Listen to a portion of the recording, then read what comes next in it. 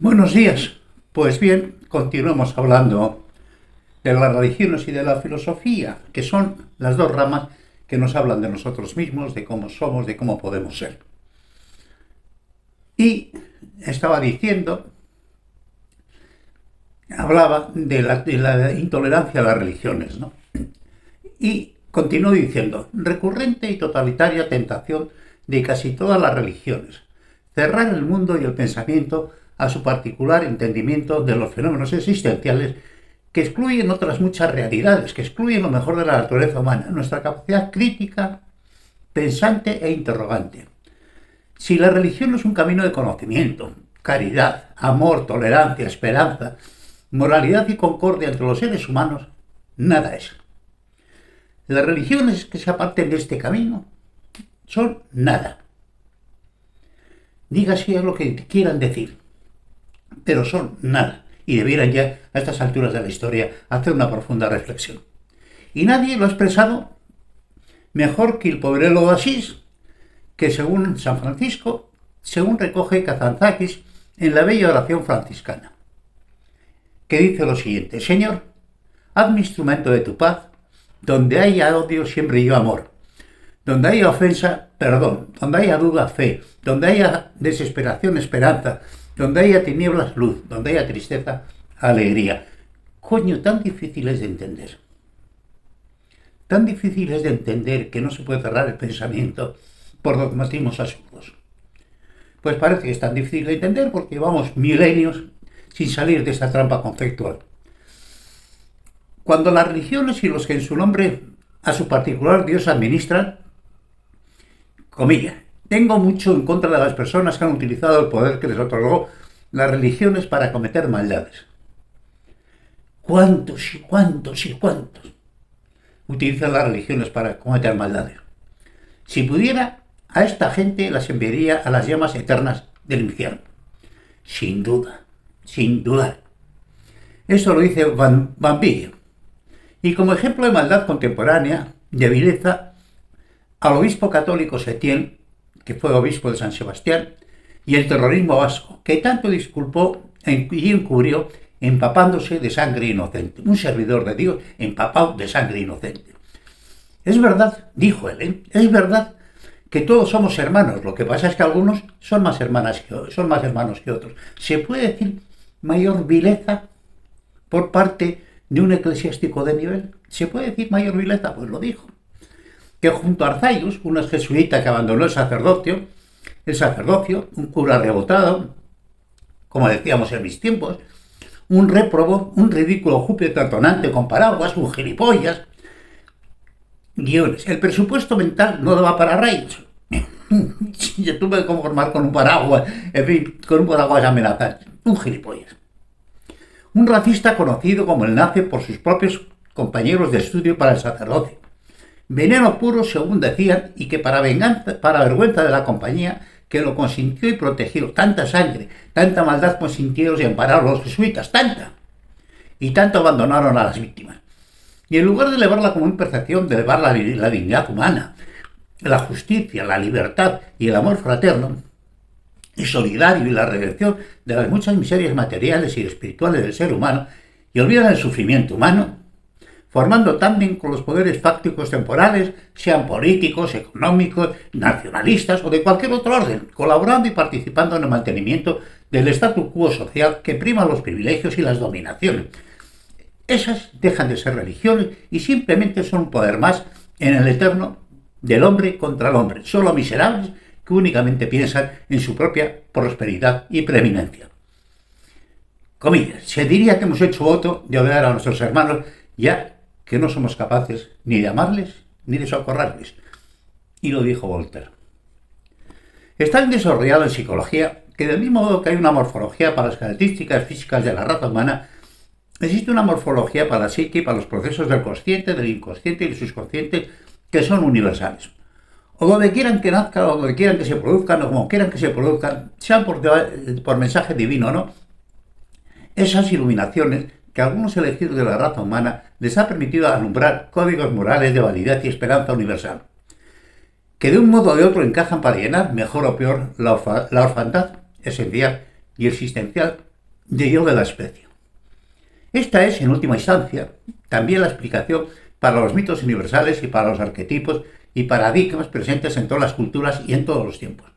En este sentido, aunque son muchas las respuestas en el tiempo y en el espacio, los mensajes reflexivos tienen muchos componentes de uniformidad que implican procesos sensitivos e intelectuales comunes. La repetitiva idea de que todas las religiones son reflejo de la misma religión y de los mismos hombres, y que en definitiva y en última instancia vienen todas a coincidir en la perplejidad final sobre los misterios de la existencia.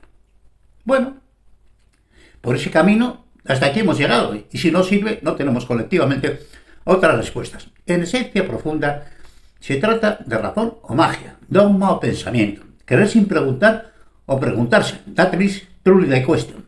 No sé si Dios existe o no, y además nunca lo sabré, nunca lo podré saber. Joder, lo dijo Epicuro 341 años antes de Cristo. ¿No hemos vuelto a poder hacer una definición mejor?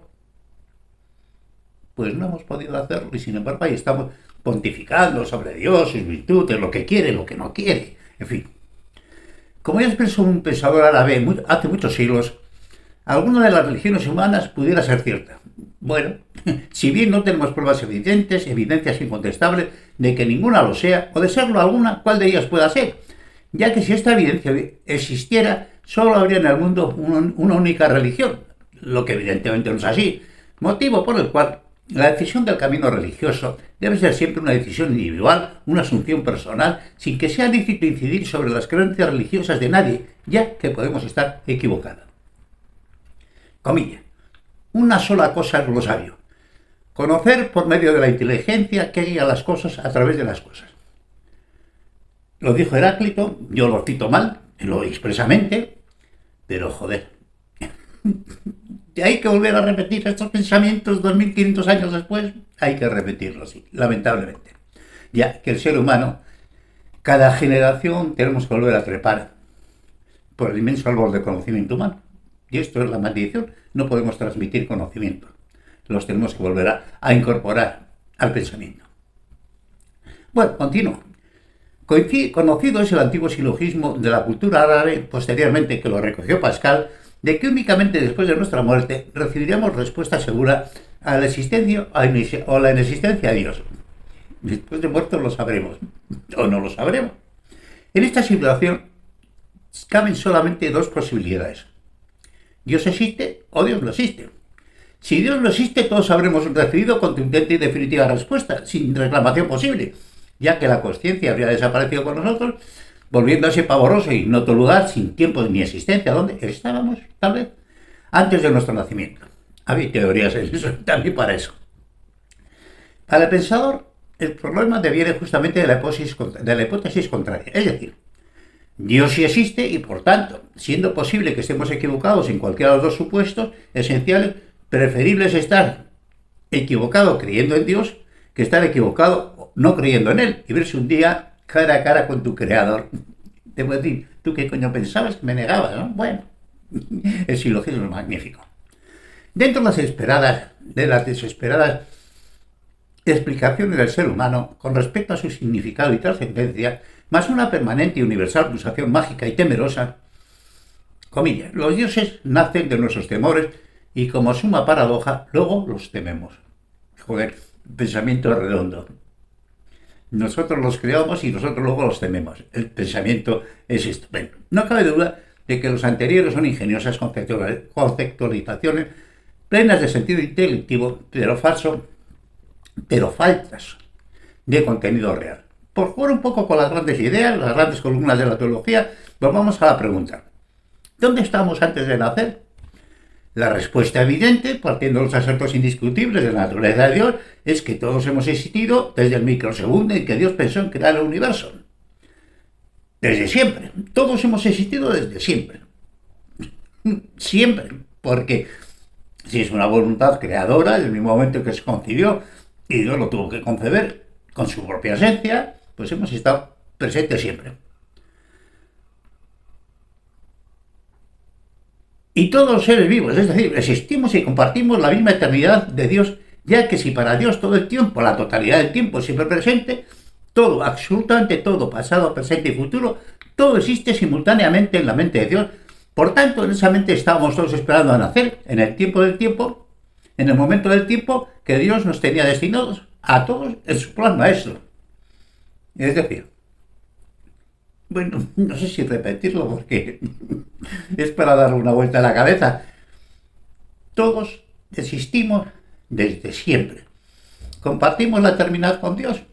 Lo único que pasa es, obviamente, que tenemos un periodo de consciencia y un periodo de espera y un posperiodo, por decirlo de alguna forma, ¿no? Por Dios. Qué tontería soy capaz de decir. Y ahora vienen las consecuencias lógicas de las desmesuradas de las cualidades divinas asociadas a Dios por la teología. Omnisciencia, omnipresencia, omnistiempo, omnisamor, etcétera, etcétera. La mente de Dios es todo y todo es Dios. Entonces las grandes preguntas son: ¿qué tipo de mente puede acoger el jardín de los horrores que ha sido y es la historia humana? ¿Quién, coño, qué tipo de mente puede acoger la historia humana como parte de su creación? ¿Qué tipo de mente puede permitir la existencia en tiempo y en tiempo presente de los juguetes rotos? O sea, es decir, si todos somos eternos, los juguetes rotos son eternos igualmente. Guiones hechos por él a su imagen y semejanza. De los niños muertos antes de nacer, niños muertos de hambre al poco de nacer, niños sacados vivos de los vientres de sus madres y muertos a golpes ante sus madres moribundas. ¿Qué tipo de mente puede permitir los abortos espontáneos o provocados? Proyectos de seres humanos eliminados con indiferente crueldad.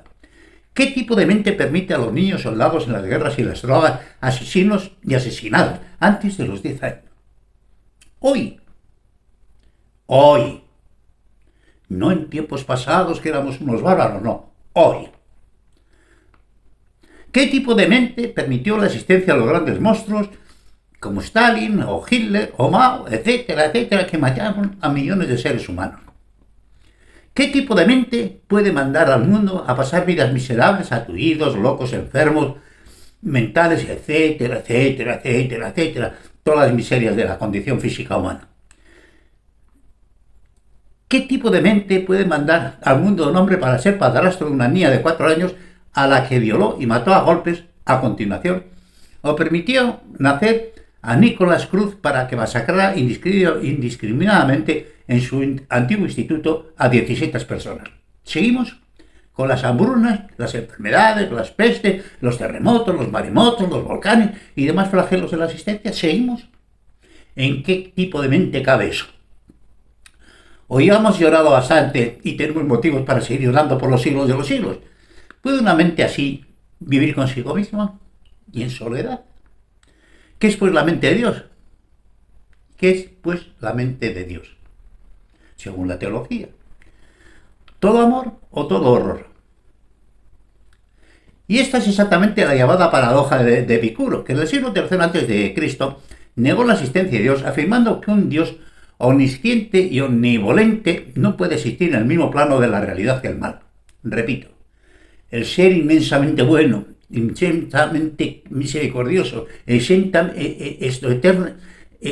enormemente amoroso, no puede existir en el mismo plano de la realidad del mal. O existe Dios o existe el mal. A Dios no lo tenemos demostrado, pero joder, el mal lo tenemos solamente cuando te asomas al periódico cada día por la mañana. En fin, ¿es que Dios quiere prevenir el mal pero no es capaz? Pregunto. Si es bueno y tiene la bondad para sus criaturas, ¿no puede reprimirlo? Entonces no es omnipotente. ¿Es capaz pero no desea hacerlo? Entonces es malévolo. ¿Es capaz y desea hacerlo? No lo sabemos. ¿De dónde surge entonces el mal? ¿Es que no es capaz ni de desearlo ni desea hacerlo? Entonces, ¿por qué coño llamarle Dios? En el posicionamiento ante estas primarias y vitales cuestiones, en estos grandes interrogantes sin respuesta posible, no cabe solución distinta a la libre acción de cada uno a la luz de un honesto posicionamiento derivado de lo que hayamos sido capaces de entender de la desoladora orfandad de la inteligencia humana, enfrentada a misterios propuestos por esa misma inteligencia y por la lectura de la realidad o de la irrealidad imaginativa que paradójicamente nos sobrepasan en infinitos. Es decir, nos hacemos preguntas cuyas respuestas nos sobrepasan en infinitos. Bueno, pues esto es el ser humano, en parte. Lo que sí parece evidente, evidenciarse, a medida que progresamos en nuestro desarrollo cultural evolutivo, en los enormes espacios abiertos a caballo de las ciencias y del pensamiento, es que la estructura de la realidad es mucho más misteriosa y compleja de la que ninguna religión humana ha podido ni siquiera sospechar hasta el momento. Las religiones se hicieron un momento, nacieron unos momentos en los que los conocimientos que tenían de la realidad, pues mire usted, los que eran. Mire usted lo que eran. Bueno, y sobre esas respuestas, obviamente, las religiones organizadas han ido metiendo todo lo que se les ha ocurrido y lo que les han necesitado desde el punto de vista de la organización social, de la organización moral, lo que se quiera. Pero tienen asumido como artículos de fe auténticas tonterías que no tienen sentido ninguno, porque se han abierto muchos espacios al conocimiento. En última instancia, tal vez toda nuestra civilización descansa en la interminable batalla nunca resuelta e irresoluble hasta que colectivamente maduremos entre las explicaciones filosóficas y científicas o mágicas, místicas y dogmáticas de la realidad observables. Logos or myths, that is the question. O logos o misterio, lo que tú quieras. O el mito o la inteligencia, a elegir. En un sentido nato, ninguna filosofía, ninguna teogonía, ninguna cosmología, ninguna teosofía, ninguna teología, incluso las más sofisticadas, se acercan ni de lejos a la perplejidad final de la inteligencia en las fronteras últimas de nuestros conocimientos actuales. Son los conocimientos científicos actuales. Guiones, fundamental problemas de los conocimientos cerrados en sí mismos.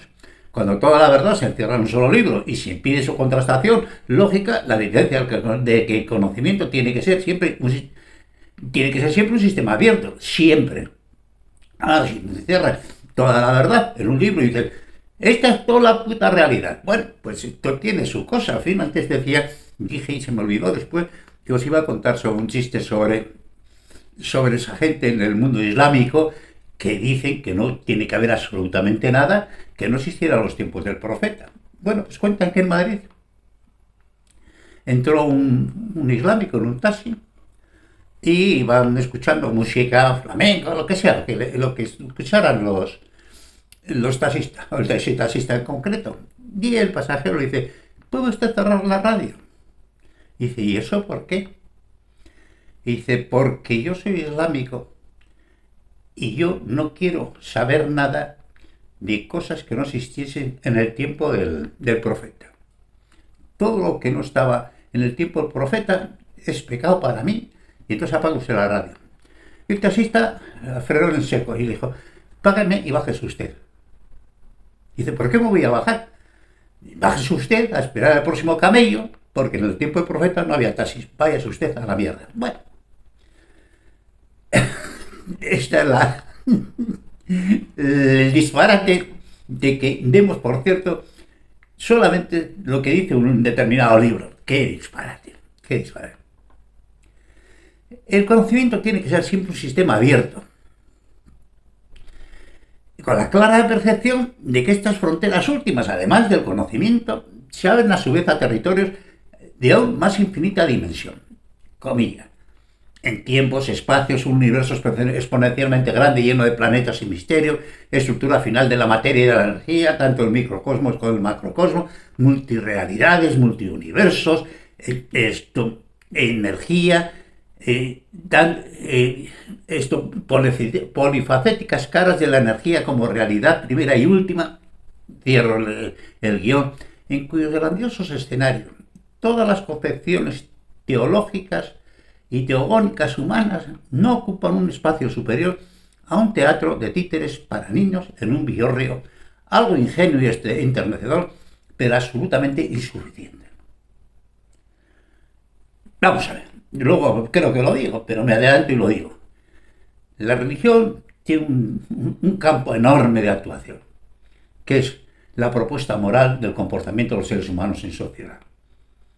Punto. No hablen ustedes de cosas que no saben. No hablen ustedes de cosas que no dogmaticen sobre la ignorancia. Dedíquese ustedes a la mejora del ser humano en sociedad y en soledad.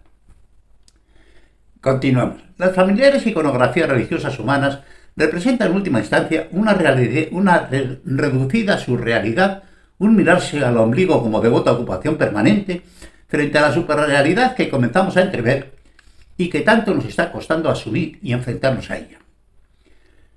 Comillas. El estudio de la teología es el estudio de la nada, no tiene fundamentos ni principios, no se basa en ninguna autoridad ni en datos, no puede demostrar nada, no admite ninguna conclusión.